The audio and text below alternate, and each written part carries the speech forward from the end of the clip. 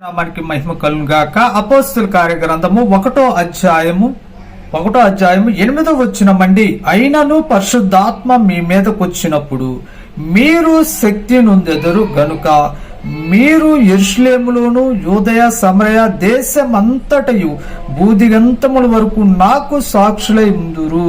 పరిశుద్ధ ఆత్మదేవుని యొక్క బోధకును అంగీకరిస్తే, పరిశుద్ధ ఆత్మదేవుని నేర్పించే మాటలను అంగీకరిస్తే, ప్రియక చెల్లి తమ్ముడు అన్న, నీవు ఈ మాటలు మాట్లాడుతుంటే దేవుని యొక్క శక్తి నీలో నుంచి వస్తుంది. నీవు మాట్లాడుతుంటే దేవుని యొక్క ప్రభావం నీలో నుంచి వస్తుందండి. 12 మంది శిష్యులు యేసుక్రీస్తు ప్రభువారితో 3.5 సంవత్సరాలు ఉన్నారు. 3.5 సంవత్సరాల నుండి అన్నీ చూశారు, అన్నీ తెలుసుకున్నారు, అన్నీ గ్రహించారు, అన్నీ ఆయన దగ్గరుండి నేర్చుకున్నారు. కానీ వాళ్ళు వెళ్ళలేదు దేవుని యొక్క మాటలు ప్రకటించడానికి, దేవుని యొక్క రాజ్య సువార్త ప్రకటించడానికి వెళ్ళలేదండి. వారు దేవుని యొక్క సన్నిధి అనుభవించడానికి, పరిశుద్ధాత్మ దేవుని యొక్క శక్తి నింపుకోవడానికి, పరిశుద్ధాత్మ దేవుని యొక్క నింపుదల కోసం వారు వేచి ఉన్నారు. వారు వేచి ఉన్న తర్వాత పరిశుద్ధాత్మ దేవుడు వారి మీదకి వచ్చిన తర్వాత వారు ప్రకటించడం మొదలు పెట్టారు.